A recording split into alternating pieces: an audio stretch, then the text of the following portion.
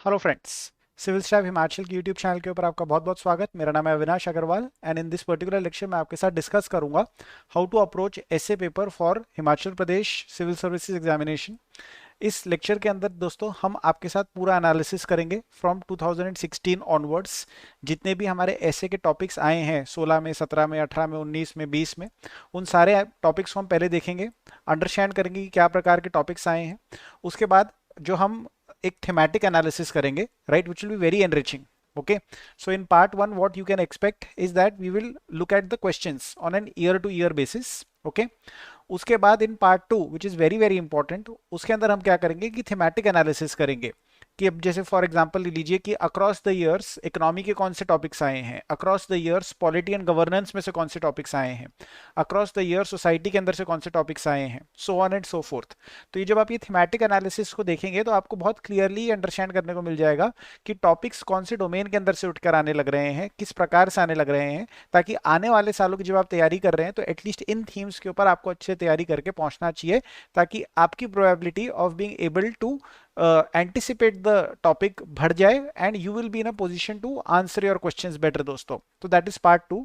And part three के अंदर जो भी part one and part two के अंदर हमारा इंपॉर्टेंट टेक अवेज है, जो भी हमारे लर्निंग्स है, उन सारी चीजों को कंसोलिडेट करके फ्यूचर एस्पिरेंट की सक्सेस के लिए क्या इंपॉर्टेंट पॉइंटर्स को ध्यान में रखना है, वो सारी चीजों को हम आपके साथ पार्ट थ्री के अंदर डिस्कस करेंगे दोस्तों।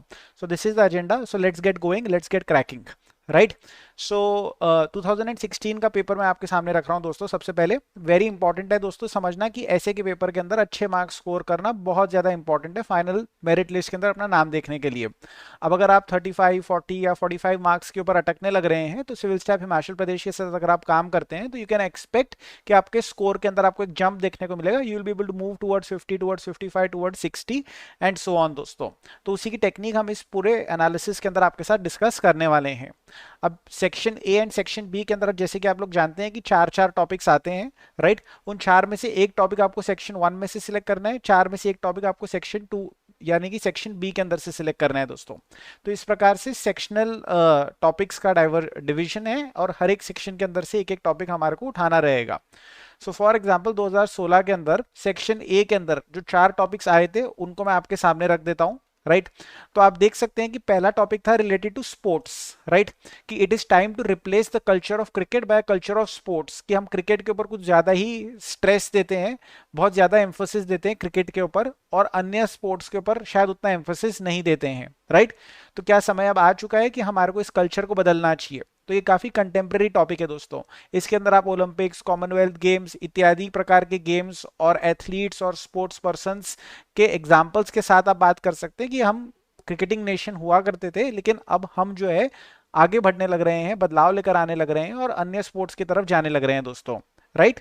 उसके बाद जैसे दूसरा टॉपिक आप देख सकते हैं वो टेक्नोलॉजी से रिलेटेड है कि क्या यूथ को जो है टेक्नोलॉजी अपने सिकंजे में ले रही है, एंस्नेयर करने लग रही है, राइट। क्या यूथ का बहुत ज्यादा टाइम किल होने लग रहा है, क्या बहुत ज्यादा प्रोडक्टिविटी लॉस आने लग रहा है, क्या बहुत ज्यादा डिस्ट्रैक्शन आने लग रहा है, क्या और दिक्कतें आने लग रही है। ये सारी प्रकार की चीजों को जो है यहाँ पर डिस्कस करा गया है इस पर्टिकुलर टॉपिक के अंदर दोस्तों। थर्ड टॉपिक था बिटवीन अनएम्प्लॉयमेंट एंड एजुकेशन क्या रिलेशनशिप है, ये आपको बताना है।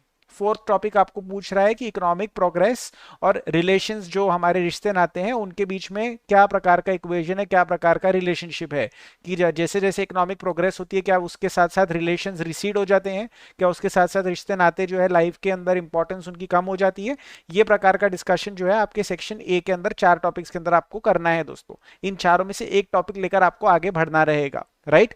सेक्शन बी के अंदर अगर आप टॉपिक्स का एक एनालिसिस करें दोस्तों तो आप लोग इसमें देखेंगे कि जो पहला टॉपिक है वो है रिलेटेड टू हमारी डेमोग्राफी दोस्तों, राइट, कि जो हमारा एजिंग होने वाला है, हमारी पॉपुलेशन के अंदर जो ओल्ड एज के नंबर ऑफ लोग बढ़ने वाले हैं, ओल्ड एज यानी कि जो एल्डरली है उनकी पॉपुलेशन बढ़ने वाली है, लाइफ एक्सपेक्टेंसी बढ़ने वाली है।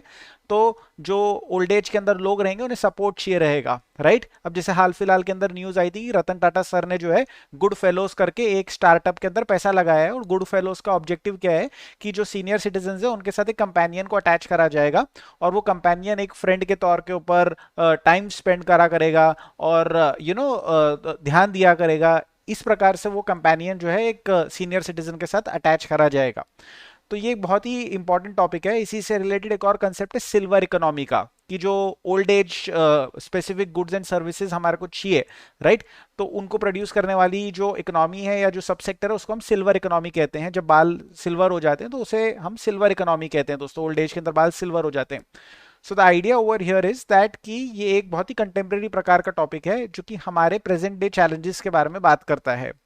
एक और टॉपिक है कि हम विमेन को एम्पावर करें। To empower women they need to be promoted in social hierarchy, not merely given education and jobs. केवल बच्चियों को पढ़ा देना, लिखा देना, जॉब दे देने भर से जो है उनका एम्पावरमेंट पूरा नहीं होगा जब तक कि हमारे सोशल हायरार्की के अंदर, हमारे समाज के अंदर, हमारे परिवार के अंदर विमेन की एम्पावरमेंट नहीं करी जाती है, उनकी पोजीशन को इंप्रूव नहीं करा जाता है, उनकी स्टैंडिंग को इंप्रूव नहीं करा जा सकता है, तब तक जो है वुमेन एम्पावरमेंट हमारे समाज के अंदर इनकम्प्लीट रहेगा। इस प्रकार का टॉपिक आपको ये देखने को मिल रहा है।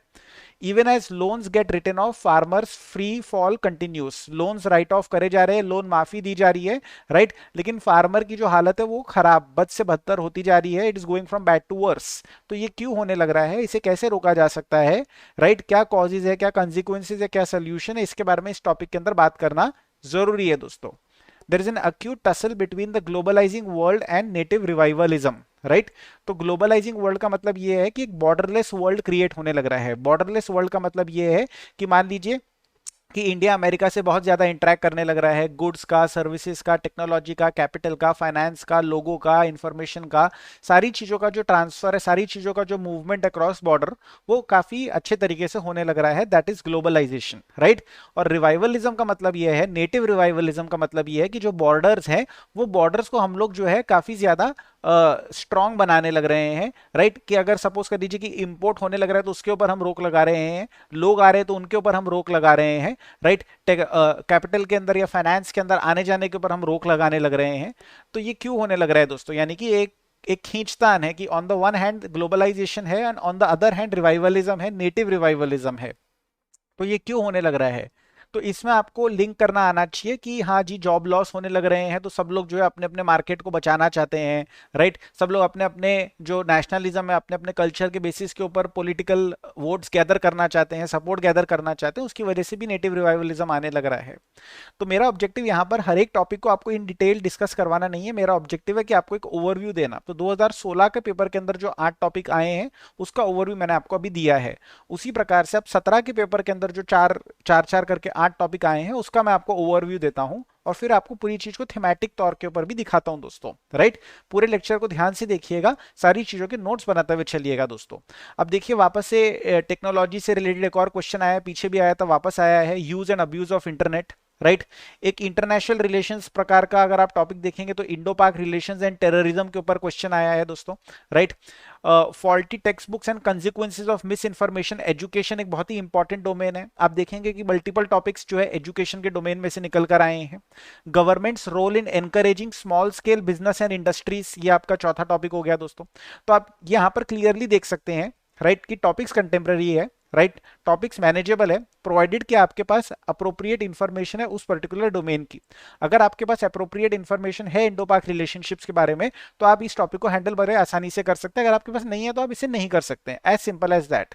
तो हमारा ऑब्जेक्टिव ये होना चाहिए कि हमारी इंफॉर्मेशन का ब्रेड्थ और डेप्थ एटलीस्ट इतना होना चाहिए कि ये 8 टॉपिक में से कोई भी 2 टॉपिक हम उठाकर बहुत अच्छे ढंग से हैंडल कर पाने चाहिए। और ये तब हो सकता है जब शानदार ढंग से हम जनरल स्टडीज की प्रिपरेशन करें सिविल स्टाफ हिमाचल के साथ और बढ़िया ढंग से काम करें दोस्तों, राइट। अगर आप सेक्शन बी के अंदर देखे हुए तो माइनॉरिटी पॉलिटिक्स के बारे में बात करी गई है, काफी ज्यादा difficult to handle a topic हो सकता है, क्या लिखे क्या ना लिखे, क्योंकि जब जैसे ही पॉलिटिक्स की बात आ जाती है दोस्तों तो हम हमारा पॉलिटिकल बायस नहीं दिखा सकते। हम नहीं दिखा सकते कि हम कांग्रेस के सपोर्टर है या आम आदमी के सपोर्टर है या भाजपा के सपोर्टर है या मायावती के सपोर्टर है या तृणमूल के सपोर्टर, हम नहीं दिखा सकते हैं दोस्तों, राइट।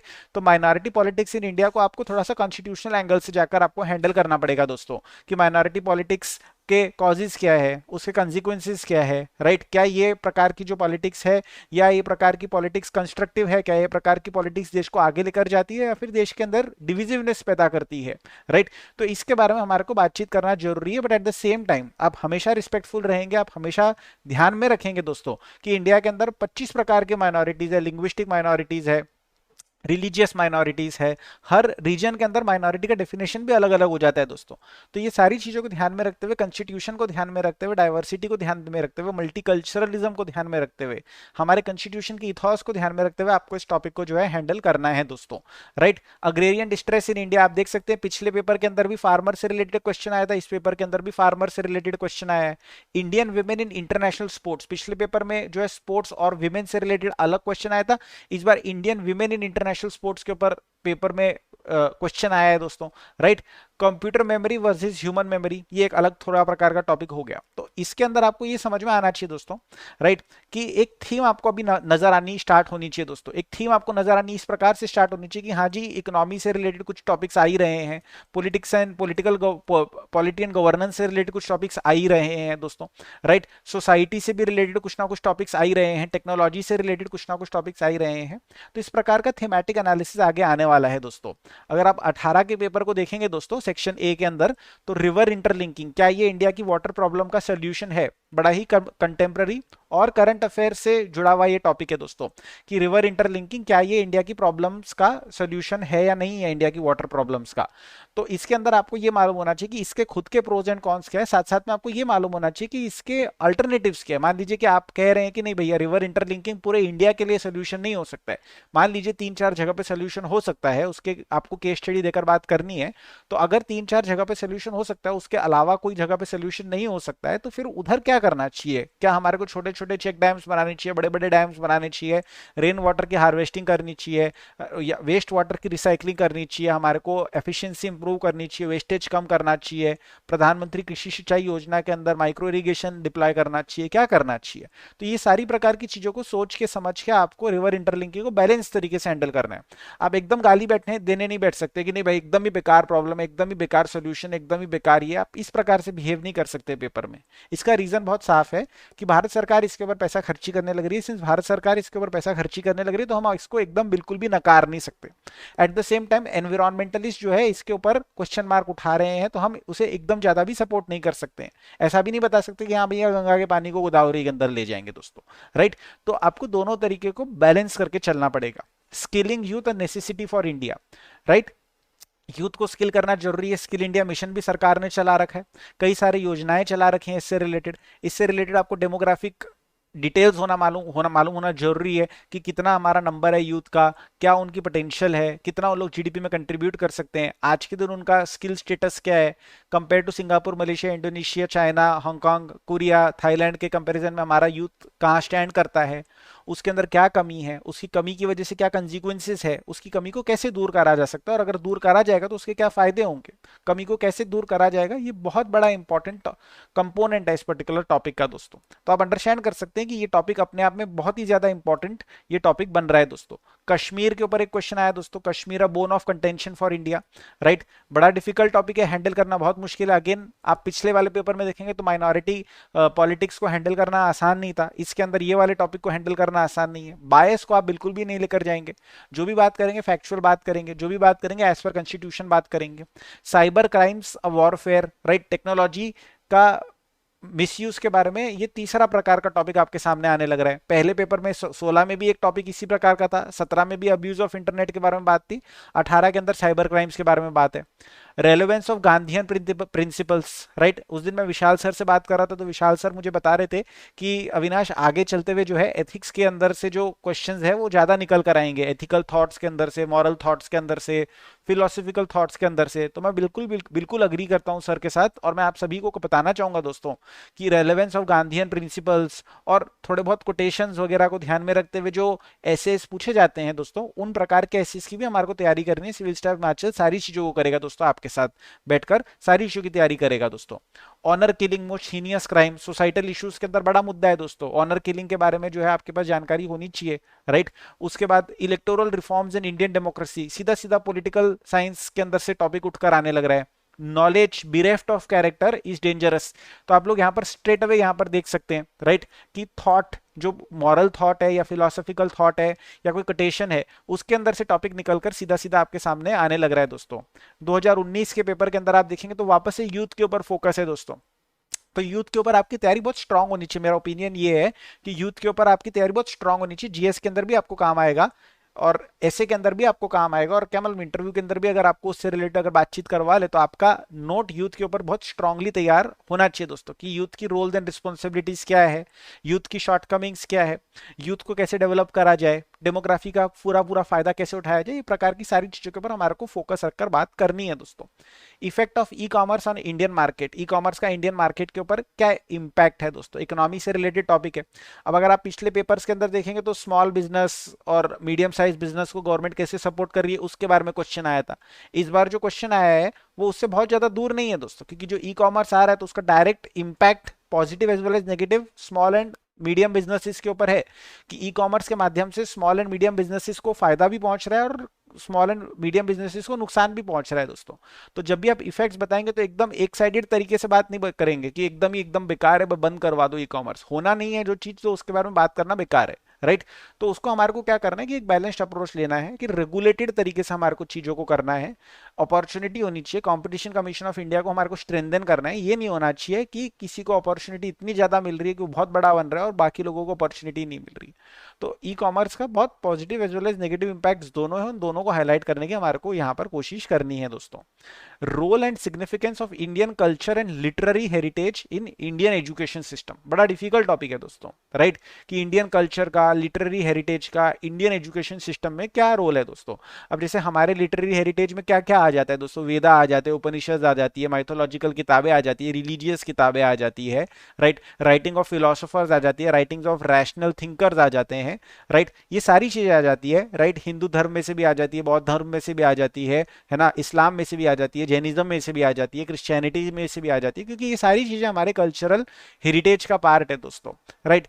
तो इसका क्या रोल है, क्या सिग्निफिकेंस है, राइट। तो इसको आपको, अगर आप इस टॉपिक को हैंडल कर रहे हैं तो आपको इसको कंटेम्पोरेनस तरीके से हैंडल करना है, यानी कि आपको ये बताना है दोस्तों कि आज के चैलेंजेस, आज के युग के अंदर जो हमारे सामने चैलेंजेस है, जो हमारे सामने डिफिकल्टीज है, जो हमारे सामने इश्यूज है, उन इश्यूज को ध्यान में रखते हुए कैसे हमारा Indian cultural and literary heritage हमारे को गाइडेंस देने के अंदर मदद कर सकते हैं, प्रकार से अप्रोच लेने की इसमें जरूरत है दोस्तों। तो एक आपको जो है पीछे से आपको सारी चीजों को गैदर करना है, प्रेजेंट और आगे चलते हुए क्या क्या इश्यूज है उनको आपको गैदर करना है, उन दोनों को आपको जो है मर्ज करने की यहाँ पर कोशिश करनी है दोस्तों, तब जाकर आपका एक पूरा ऐसे यहाँ पर तैयार होगा दोस्तों। Poverty is the mother of crime, right, तो ये भी अपने आप में एक इंपॉर्टेंट टॉपिक बन जाता है दोस्तों, right. Why is poverty the mother of crime, crime की जननी पॉवर्टी क्यों है दोस्तों।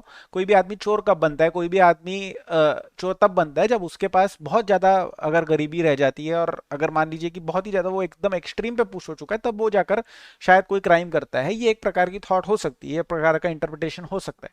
तो पॉवर्टी की वजह से जो है बहुत सारे प्रॉब्लम्स इमर्ज होते हैं दोस्तों। पॉवर्टी की वजह से lack of education, lack of health care, lack of nutrition, lack of opportunities, frustration, isolation, failure, right, desperateness, right, ये सारी चीजें जो है क्रिएट होती है बिकॉज ऑफ पॉवर्टी दोस्तों, in a way if you look at it. तो इसको डेवलप करना अपने आप में बड़ा चैलेंजिंग सा ये ऐसे है दोस्तों, एज कंपेयर टू मान लीजिए कि roles and responsibilities of you, जिसके ऊपर बहुत सारा ट्रक भर के मटेरियल यहाँ वहां सब जगह से आपको मिल जाएगा, compare to that poverty is the mother of crime. ये प्रकार के टॉपिक को हैंडल करना बिल्कुल भी आसान नहीं है।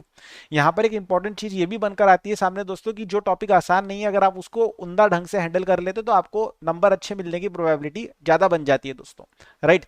Individual freedom versus societal responsibility, right, वापस से बात वही आने लग रही है दोस्तों, राइट, कि वो जो फंडामेंटल ड्यूटीज की डिबेट है, राइट, कि आप अपना फंडामेंटल राइट तो एंजॉय करना चाहते हैं जो कि आपका इंडिविजुअल फ्रीडम है, बट आपकी कुछ सोसाइटल रिस्पॉन्सिबिलिटीज भी है, कुछ आपकी फंडामेंटल ड्यूटीज भी है, राइट। तो ये टॉपिक वहां से उठकर आने लग रहा है, यानी कि सीधा सीधा पॉलिटी एंड गवर्नेंस का ये टॉपिक है दोस्तों। Drawbacks in Indian administrative system, need for reforms, world wide scarcity of water resources, causes and solutions, is the United Nations organisation relevant in the multipolar world, इसके बारे में बातचीत करिए। तो आप यहां पर देख सकते हैं कि ये पॉलिटी का टॉपिक बन गया, ये एक एनवायरनमेंट का टॉपिक बन गया, ये एक इंटरनेशनल रिलेशंस का या इंटरनेशनल गवर्नेंस का टॉपिक बन गया। वेराइटी ऑफ टॉपिक्स आपको आने लग रहे हैं, राइट। ऐसे का पेपर एक ऐसा पेपर है दोस्तों जो आपको आपकी स्ट्रेंथ के हिसाब से खेलने की अपॉर्चुनिटी देता है। ये चीज आप हमेशा याद में रखिएगा दोस्तों, कि जो आपका जीएस का पेपर होता है वो आपको अपॉर्चुनिटी नहीं देता है आपके स्ट्रेंथ के हिसाब से खेलने की, लेकिन जो ऐसे का पेपर है वो आपको अपॉर्चुनिटी देता है आपके स्ट्रेंथ के हिसाब से खेलने की, कि भैया आपकी जो स्ट्रेंथ है उसके हिसाब से आप टॉपिक चुन सकते हैं, और उस चुने हुए टॉपिक के ऊपर आप जो लिखना चाहो, जैसे लिखना चाहो, जितना अच्छा लिखना चाहो उतना अच्छा आप लिख सकते हो दोस्तों।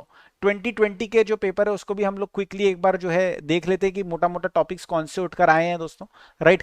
तो ये neglect of health and hygiene अगर होगा तो वो ह्यूमन डिजास्टर का कॉज बनेगा। ये पेपर 2021 में हुआ था दोस्तों, जो 2020 का था, राइट।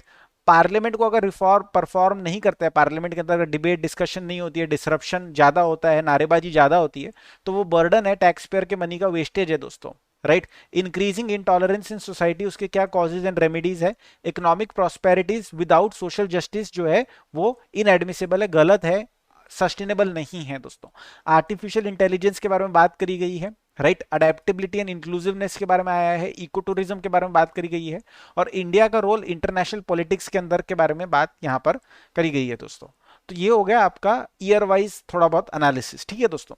अभी इसी चीज को अगर हम थोड़ा सा थीमेटिक तौर पे देखते हैं, जो कि बहुत ज्यादा इंपॉर्टेंट है, ऑलरेडी आपने सारी चीजों को समझा है, लेकिन थीमेटिक तौर पे अगर आप देखेंगे तो इकोनॉमी की थीम को ध्यान में रखते हुए आप देख सकते हैं 16 में, 17 में, राइट, एज वेल एज 19 में, 20 में जो है आपको टॉपिक्स दिए गए हैं दोस्तों, राइट। आपको 2 टॉपिक एग्रीकल्चर से रिलेटेड दिए गए हैं, राइट। एक टॉपिक आपको small scale business and industries से रिलेटेड दिया गया है, एक ई कॉमर्स से रिलेटेड दिया गया है, और एक दिया गया कि economic prosperity without social justice ये इनएडमिसिबल है, अप्रोप्रिएट नहीं है, सस्टेनेबल नहीं है दोस्तों। मेरा सजेशन आपको ये है कि एटलीस्ट इन 5 टॉपिक्स को तैयार कर लीजिए, और आगे और 5 टॉपिक इसी प्रकार के तैयार कर लीजिए। जैसे फॉर एग्जांपल अगर मैं आपको टॉपिक का सजेशन दूं तो इंडिया के अंदर हम अनएम्प्लॉयमेंट को कैसे रिड्यूस कर सकते हैं, इनइक्वालिटी को कैसे रिड्यूस कर सकते हैं, रीजनल डिस्पैरिटी को कैसे रिड्यूस कर सकते हैं, राइट। जो हमारा स्टार्टअप इकोसिस्टम है उसे हम कैसे स्ट्रेंथन कर सकते हैं, राइट। तो ये of the top of my जो बोलते हैं ना, of the top of my head, एकदम मेरे दिमाग में जो टॉपिक्स चलने लग रहे हैं उन टॉपिक्स को मैंने आपके सामने रखा है। आप चाहें तो आप इन्हें नोट कर सकते हैं और इन टॉपिक्स के बारे में थोड़ी बहुत तैयारी करके रख सकते हैं। तो जो कंटेम्प्रेरी टॉपिक्स है वो बहुत ज़्यादा इंपॉर्टेंट है। अब जैसे फॉर एग्जांपल ले लीजिए कि प्राइवेटाइजेशन का बहुत थ्रस्ट है दोस्तों, इंफ्रास्ट्रक्चर डेवलपमेंट में बहुत थ्रस्ट है दोस्तों, राइट। तो ये जो मेजर मेजर बड़े बड़े टॉपिक्स है दोस्तों, इनके बारे में अगर आप थोड़ा थोड़ा तैयार करके अगर रखते हैं तो there is a very good possibility कि इसके अंदर से कुछ ना कुछ आ जाएगा।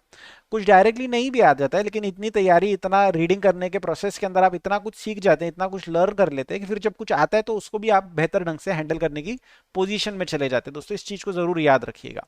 पॉलिटी एंड गवर्नेंस के जो टॉपिक्स थे आप देख सकते हैं, आपके सामने रख देता हूं दोस्तों, राइट। कि कई सारे टॉपिक्स है आपके सामने, minority politics, Kashmir, electoral reforms, individual freedom, societal responsibility, IAS के अंदर क्या रिफॉर्म्स की रिक्वायरमेंट है, पार्लियामेंट के अंदर क्या रिफॉर्म की रिक्वायरमेंट है। तो ये ही टॉपिक्स को अगर आप तैयार कर लेते हैं, और 2-4 टॉपिक्स और मैं अगर आपको बता देता हूं, जैसे for example electoral funding, right. Electoral funding को कैसे रिफॉर्म करा जा सकता है, right. One nation one election, क्या ये आइडिया फीजेबल है, क्या ये आइडिया सस्टेनेबल है, क्या इस आइडिया के ऊपर काम करा जाना चाहिए, राइट। जो करप्शन है या जो लैक ऑफ मोरालिटी है पॉलिटिकल क्लास के अंदर या पॉलिटिकल स्फीयर के अंदर, उसका क्या नेगेटिव इंपैक्ट हमारे सोसाइटी के ऊपर पड़ता है और उसे कैसे सुधारा जाना चाहिए, राइट। जो हमारे रिप्रेजेंटेटिव्स है, क्या वो सही में हमारे रिप्रेजेंटेटिव्स है, क्या वो सही में हमारे प्रॉब्लम्स को सॉल्व कर पाते हैं या नहीं कर पाते हैं, राइट। या फिर वो केवल केवल अपने पॉलिटिकल बॉसेस के रिप्रेजेंटेटिव्स है और अपने पार्टीज के रिप्रेजेंटेटिव्स हैं। तो ये कुछ 3-4 टॉपिक्स है, 3-4 बड़े एरियाज है, इनके बारे में हमारे पास थोड़ी बहुत जानकारी होनी चाहिए दोस्तों, राइट। तो जो टॉपिक्स आ चुके हैं प्लस और 4-5 टॉपिक्स हर एक थीम के अंदर से अगर आप तैयार कर रहे तो you are in the right direction दोस्तों, राइट। सोसाइटल इश्यूज की अगर आप बात करें तो 16 में 3 टॉपिक सोसाइटी से आए हैं, 18 में आया है, 19 के अंदर आया है, 20 के अंदर आया है, राइट। तो अच्छे टॉपिक्स आए हैं दोस्तों, राइट। वुमन एम्पावरमेंट के बारे में मल्टीपल बार बात करी गई है, ऑनर किलिंग के बारे में बात करी गई है, इंटॉलरेंस के बारे में बात करी गई है, अडेप्टेबिलिटी एंड इंक्लूसिवनेस के बारे में बात करी गई है from a cultural point of view, right.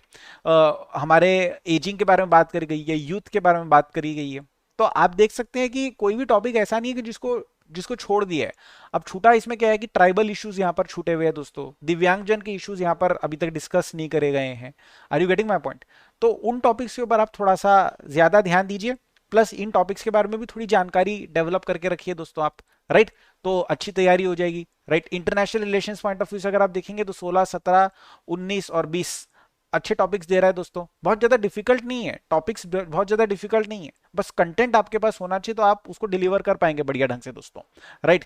उसके बाद अगर बात करें ज्योग्राफी एंड एनवायरनमेंट की, तो ये नया ट्रेंड है दोस्तों, आगे चलते हुए और स्ट्रेंथन होगा ये ट्रेंड कि ज्योग्राफी एंड एनवायरनमेंट से रिलेटेड आप एक क्वेश्चन आगे चलते हुए देखेंगे ही देखेंगे दोस्तों, क्योंकि ये टॉपिक इतना ज्यादा रेलेवेंट है दोस्तों। तो क्लाइमेट चेंज के पॉइंट ऑफ व्यू से, सस्टेनेबिलिटी के पॉइंट ऑफ व्यू से, इसके बारे में आपको बहुत अच्छी तैयारी यहाँ पर करके रखनी चाहिए दोस्तों। जैसे अभी आजकल सेव द सॉइल मूवमेंट चलने लग रहा है, राइट? तो सॉइल की इंपॉर्टेंस क्या है दोस्तों, राइट? इसके बारे में आपके पास अच्छी जानकारी होनी चाहिए, क्योंकि इतना बड़ा मूवमेंट चलने लग रहा है, सदगुरु का मूवमेंट चलने लग रहा है, राइट? कि आप उसे इग्नोर नहीं कर सकते। आप उसे सपोर्ट कर रहे हैं नहीं कर रहे हैं, आपकी क्या पॉलिटिक्स है, क्या आपकी समझ है, वो एक अलग मैटर, लेकिन टॉपिक बहुत इंपॉर्टेंट है, इशू बहुत इंपॉर्टेंट है और बहुत रेलेवेंट इशू है कि अगर सॉइल आपका जो है अगर डेजर्टिफिकेशन की वजह से बर्बाद हो जाता है और उसकी वजह से क्रॉप की प्रोडक्टिविटी नहीं आती तो फिर क्या होगा। तो ये प्रकार का टॉपिक बहुत ज्यादा एक इंपॉर्टेंट टॉपिक बन जाता है दोस्तों, राइट?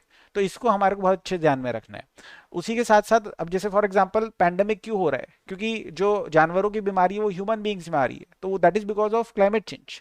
तो क्लाइमेट चेंज और हेल्थ का आपस में क्या रिलेशनशिप है, राइट? तो ये प्रकार के टॉपिक्स के बारे में अच्छी जानकारी डेवलप करना ये बहुत ज्यादा इंपॉर्टेंट है और इसमें आपकी सिविल स्टाइप हिमाचल बेहद मदद करेगा दोस्तों। साइंस एंड टेक्नोलॉजी के पॉइंट ऑफ व्यू से भी आप देख सकते हैं कि वेरियस प्रकार के टॉपिक्स यहाँ पर पूछे गए हैं दोस्तों। इन टॉपिक्स को तैयार करना और इन प्रकार के टॉपिक्स को तैयार करना, अब जैसे फॉर एग्जांपल टेक्नोलॉजी का रोल इन एजुकेशन, टेक्नोलॉजी का रोल इन फाइनेंस, टेक्नोलॉजी का role in let us say tackling climate change, right? Mitigation, adaptation। तो ये प्रकार के टॉपिक्स को पॉजिटिव एंगल से भी आप देख सकते हैं दोस्तों। तो जो नेगेटिव एंगल से जो चीजें पूछी गई है डेफिनेटली इंपॉर्टेंट है, थोड़ा सा पॉजिटिव एंगल से भी चीजों को आप देख के तैयार कर सकते हैं, तो उसके थ्रू जो है फिर पेपर को हैंडल करना आसान हो जाएगा। एजुकेशन और एथिक्स के टॉपिक जैसे कि हम प्रिडिक्ट कर रहे हैं दोस्तों कि आगे चलते हुए और बढ़ने चाहिए, तो वो आगे चलते हुए और बढ़ेंगे। इन टॉपिक्स को तैयार करने के प्रोसेस के अंदर वो बहुत सारी तैयारी आपके आगे काम आ जाएगी। यूथ से रिलेटेड आपके टॉपिक्स है, youth being inspired by technology, skilling youth, roles and responsibilities of youth. Sports से रिलेटेड टॉपिक्स है, आगे भी स्पोर्ट्स से रिलेटेड टॉपिक्स आ सकता है, जैसे कॉमनवेल्थ गेम्स अभी खत्म होके चुके हैं, राइट? टोक्यो वाले गेम्स खत्म होके चुके हैं, कोई वर्ल्ड कप आने वाला है, कोई कुछ आने वाला है, कोई कुछ आने वाला है ना? इंडिया के अंदर बहुत सारे स्पोर्टिंग इवेंट्स होने लग रहे हैं, राइट? तो ये सारे टॉपिक्स काफी इंपॉर्टेंट टॉपिक्स हैं, इन टॉपिक्स को हमारे को तैयार करना है दोस्तों। अब इसमें हमारा फाइनली कंक्लूजन क्या निकलता है, इस पूरे के पूरे डिस्कशन के अंदर से हमारा कंक्लूजन ये निकलता है, राइट, कि टॉपिक्स डायरेक्टली रिपीट नहीं हो रहे लेकिन थीम रिपीट जरूर हो रही है।